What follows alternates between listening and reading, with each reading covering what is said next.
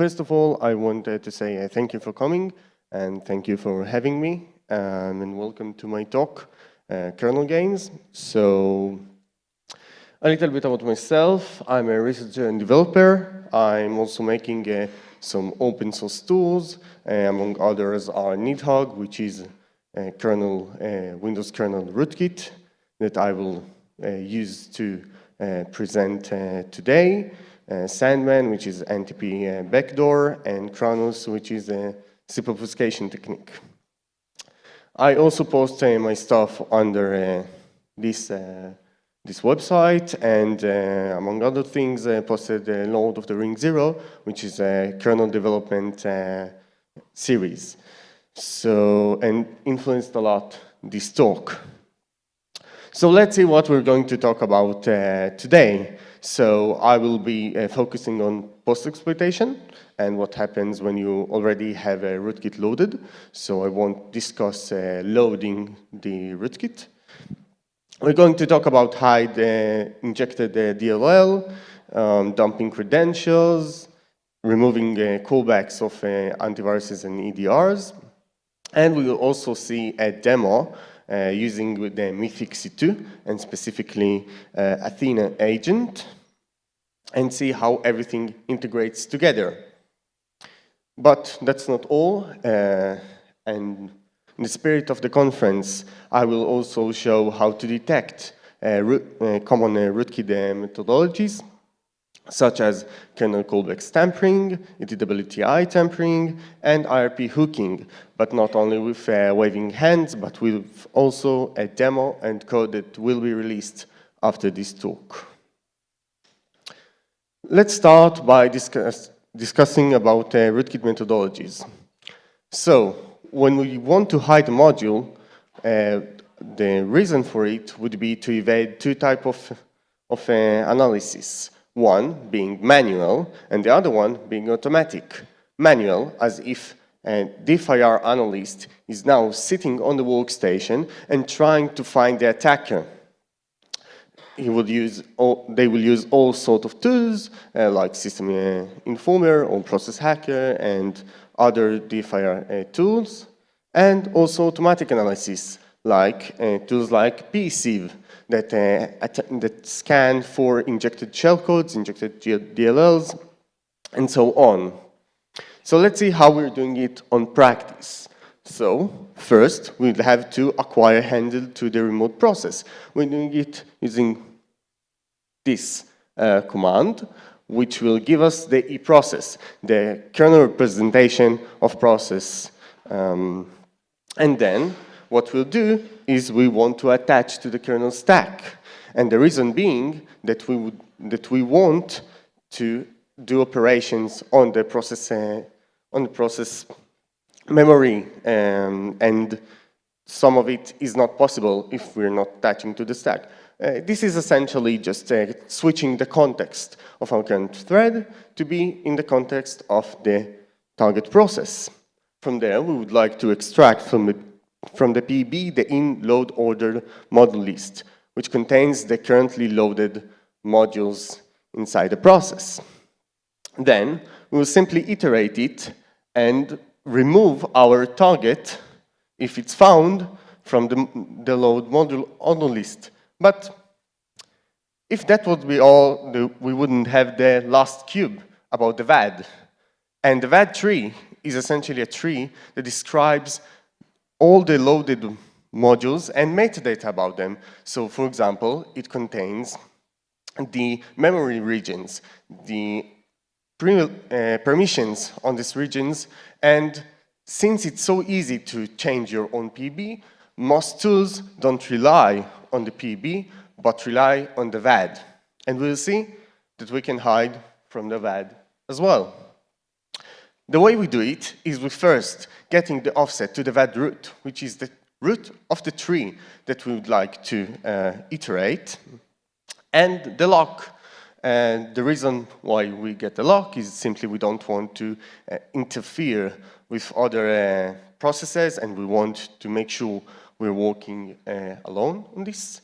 And after we're getting the lock, we will simply iterate the VAD tree and find our node. I didn't add the finding code, but it's pretty simple. Simply iterating the tree, and once we found the node, we will try to hide it. If it's type of image, what we talking about when we're talking about loaded module, then we will simply null the name. If the name is nulled, then most tools will simply won't present it. So we achieved our goal. And if it's physical memory, we just mark it as no access. Again, it is very good when we're talking about live analysis and about automatic tools. But for example, if an investigator already took the workstation and doing a post-mortem analysis, then they will be able to find it using tools like volatility. Let's talk about dumping credentials as well. So the reason being is we want to first and foremost evade from antiviruses and EDRs. Why? Because I talked actually a couple of days ago with someone that said that he had to load a vulnerable driver that will load another driver that will disable the antiviruses and EDRs just so he can dump credentials later on with Mimikatz or whatnot. And I think it's a bit of a shame because if you're already on the kernel, why not just pass it on the kernel? And besides that advantage, we also don't need to tackle PPL. PPL is protected process light and does not allow, even if your system, accessing that process. So you'd have to bypass that as well. And I think the best part is that the code is recyclable, so you can just use it in the kernel. It will work almost identical, and I think it's a win-win. So when we're talking about dumping credentials, we care about two things. We care about the logon session list that contains the domain, username, anti-hash, well, encrypted anti-hash of the user, and we care about the 3DS key. The 3DS key is the key that's used to encrypt this user hash. So what we're doing here, getting handled to ELSAS, attaching to the stack, and then we're doing binary finding because neither of the structs are exported by default or exported at all from the from ELSAS. We have to search it manually on the process. We're just using this function as the start function, and we will find a couple of signatures to get to our structs. So here we're just moving on, quotes and quotes, and just getting to the function that contains the offset to the object that we want. Once we find that function, we want to extract the 3DS key by simply reading it. But before we read it, remember, we're in the kernel. So if we're accessing invalid memory, what will happen is we'll crush the machine. And that's the opposite of the whole stealthy idea of having a rootkit. So what we'll do is validate it in two phases. Phase one would be using probe for read or probe address as a wrapper around it. Once we know that the address is valid for read and write, because probe for read is nowadays validating also for write. Then we will validate the tag, which is a magic that makes sure that we read the right struct. Now we'll simply copy the 3DS key to our struct that we will later on send to the user. And now what we have to do is just get the logon session list. After we extract it, we will validate it the same way we validated the 3DS key in terms of probing the address and make sure that it is readable. And we will get how many credentials we actually have, so we can allocate that amount of data. Once we allocate that memory, what we do is simply copy what we're interested in, which is the username, domain, and encrypted anti-hash.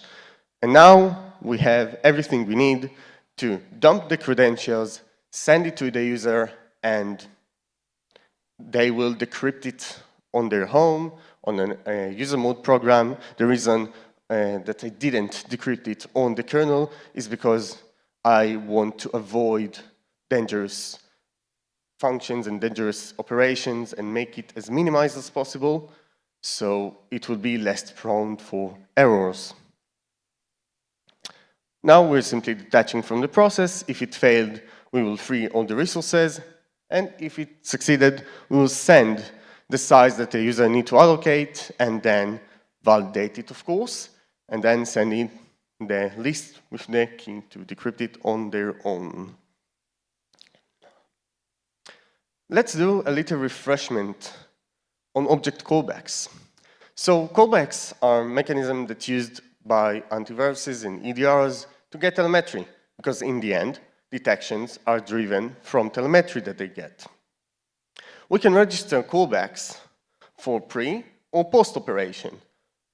A great example would be pre-operation for opening a handle. So anytime anything wants to open a handle to a process, we can intercept that call and strip permissions.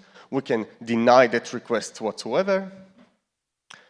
There are all different kinds of object callbacks. For example, for registry, processes, threads, files, events. Not all of them are enabled, and if you try to enable them, you will encounter blue screen of death from PatchGuard. So we won't want to enable them. Here, I'm taking as an example from the rootkit, handling process and thread types. So first, we will acquire the type lock, and then we will iterate the list, as simple as that. If the callback is enabled, we'll first see if what we want, if the address we want to remove is a pre-operation or post-operation, because there are different functions. And if we match, we will see if it is enabled. And if it is enabled, what we'll do is then only replace it with dummy, because we don't care if it isn't enabled. The dummy will simply make return success, so the antiviruses and EDRs won't get the telemetry. And like I said before, if there's no telemetry, there's no detection.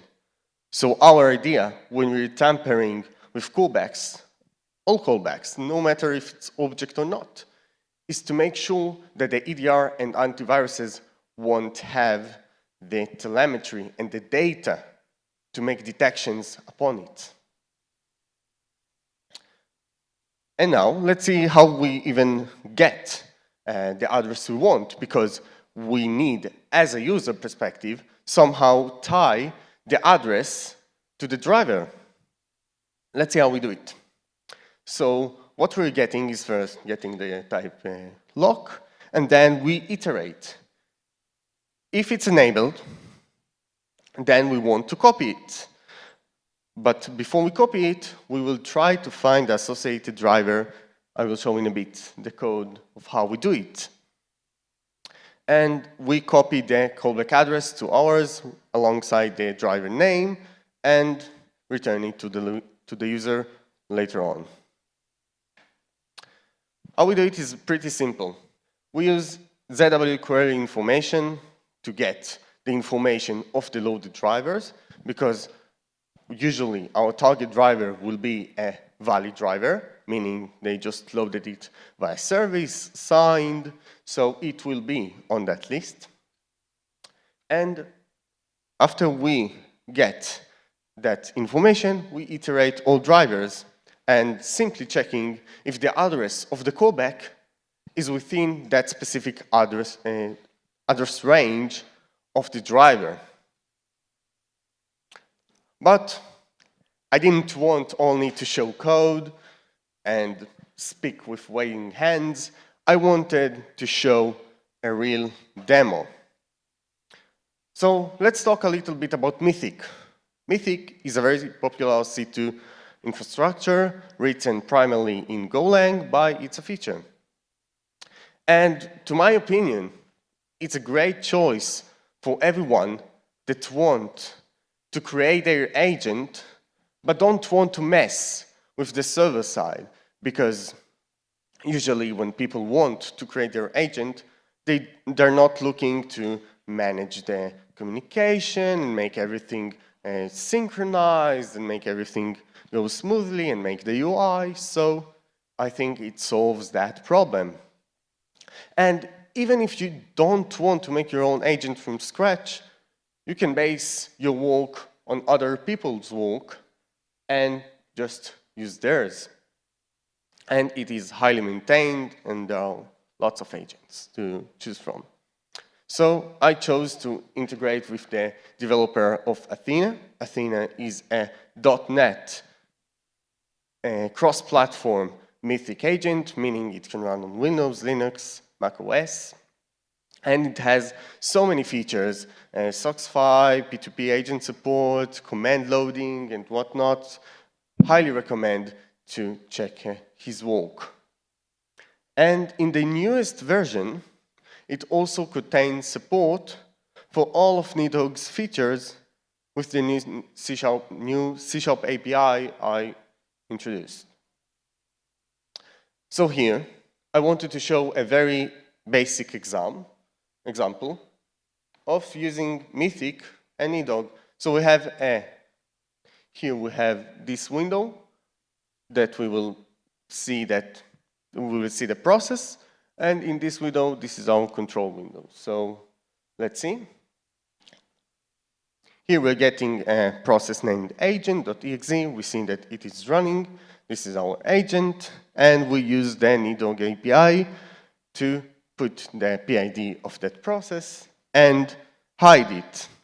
We see that it is successful, and now the process is no longer seen. Again, this is very, very, very simplified example.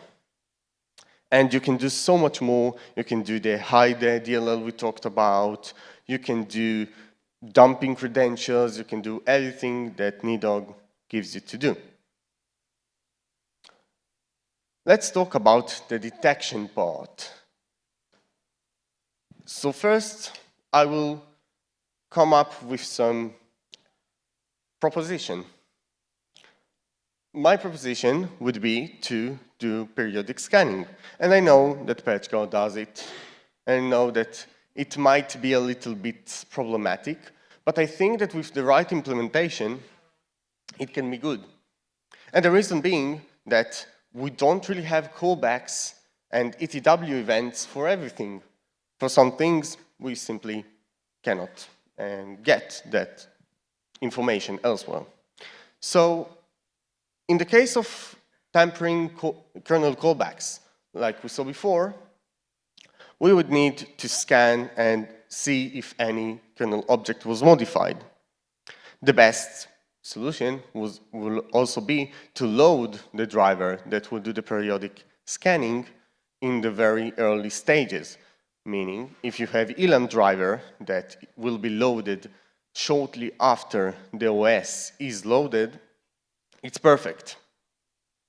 And then we would like to find the odd callbacks. But what are the odd callbacks?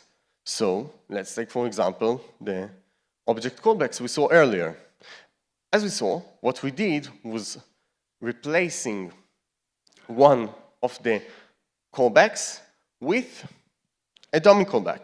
What we can do is see if there's mismatch between one pre-callback operation and another, and see if they're tied to different drivers, or if a driver has more than one handler. For example, if we have the callback that is being called before a handle is opened, and we see that it already have one, and another driver is mapped, has another one, so we have two pre-handle callbacks to the same driver, which is pretty weird.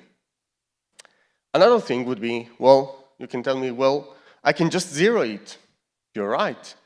But then what will happen is we'll have an enable field and zeroed callbacks. Of course, it isn't bulletproof and you can make it disabled and zero and whatnot, but I think that many tools that disable callbacks miss that thing. But it's not all kernel callbacks. There's also ETWTI, which is ETW Threat Intelligence. This is a provider that was introduced a couple of years ago, and what it does, it gives insights on specific security-related events. For example, if someone queues an APC to a remote process, you will get it through this provider.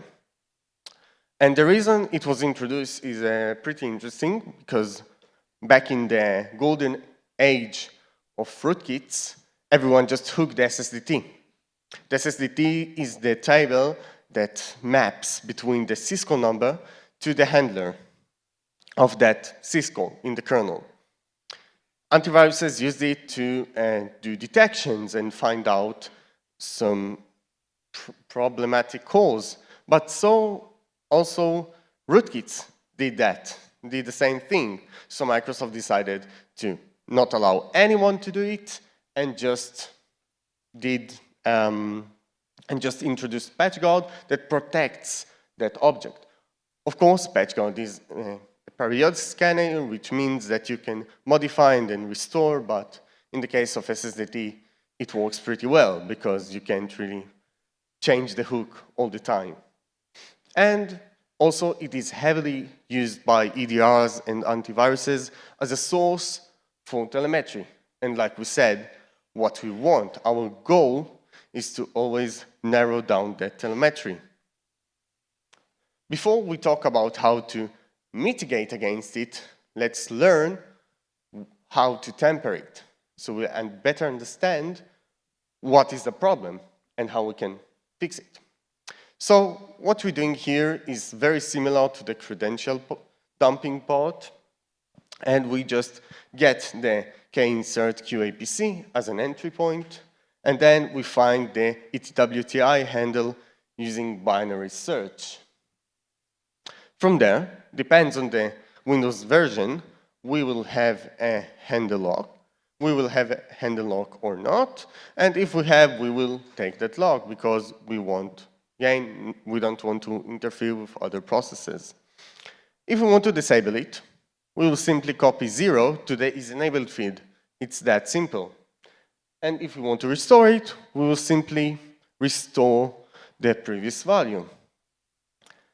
So from the defensive aspect and from the defensive part, what we would want is to check if the isEnabled field is 0, because there's no reason why would it be disabled. And it doesn't really apply only to ETWTI, but also to all ETW providers. So if you have the ETW security or what's not, that if someone tries to disable it, because ETW as a whole is a great source for telemetry. And before we're going to the demo, and before we're going to my proposition for detection, let's cover the last thing, which is IRP hooking. IRP hooking is when one driver replaces the IRP handler of another one. It's pretty simple, and very good example of it would be when you replace the IRP mg create of the NTFS driver. So it means that you control when someone calls the create file function. So you can control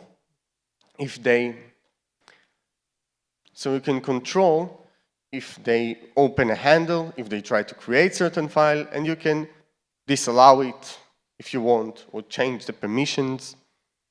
And another very common hooks are IRP mg device control, which is used to send IOCTLs to the driver. And we will see an example of IRP hooking of the device IO control of the NSI proxy driver. the hook is being done to hide communication from netstat and tools like it. And we have another communication method, which is via IRP read and write, because you can also simply read and write to the driver. Here, we have on one side the debugging window, and on the other side, we have the console. So here we can see that we have the debugging running, and the IRP hook detector scanning and didn't find anything. Now we will use the needle client to hide port 80 on local and see that now it is being detected. And after we will restore it, we'll see that it is no longer detected.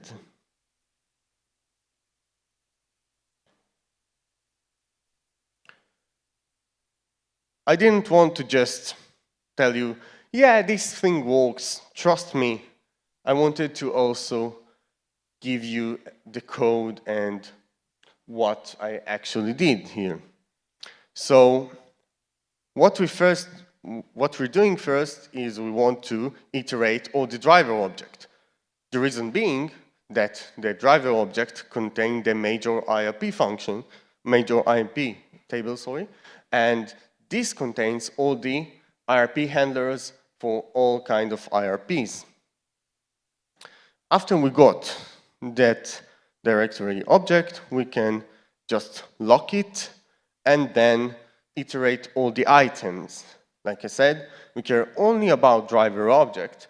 So what we'll do is check if the item is really driver object by using the ob get object type function. And if it is really our driver object, we will simply iterate the IRP handlers and do very similar thing to what we did in the match address before. And if it isn't in the range of the driver, we just need to find the driver's name and report it. But there's a caveat, because as you can see, we have a should report, because when I first made this, I saw that there's a lot of drivers that naturally just hook IRP of another drivers. So I made a certain list that just contains all the drivers, and it isn't the best.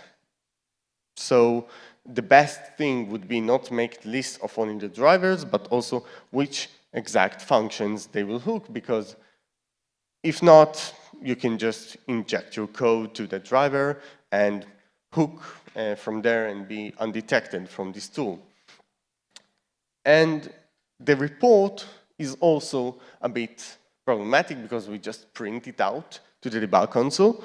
And the best thing might be to write it to ETW and then get it to a SIM.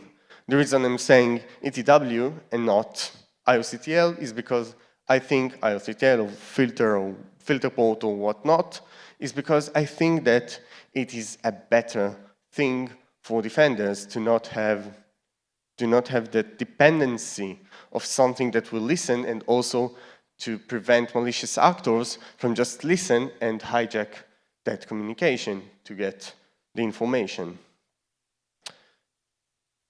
And I came to the end of the talk, and let's see what we learned today. So we saw how to hide a module, a loaded module. We saw how to dump credentials from the kernel directly without the need of another external tool after we disabled the EDRs callbacks. We learned how to remove callbacks of antiviruses and EDR, and I hope understood the real meaning of why to do it. And then we saw a real demo with Mythic and Athena. Great projects, you should definitely check them out. And in the end, we wrapped it all and saw how to detect several modern capabilities of rootkits.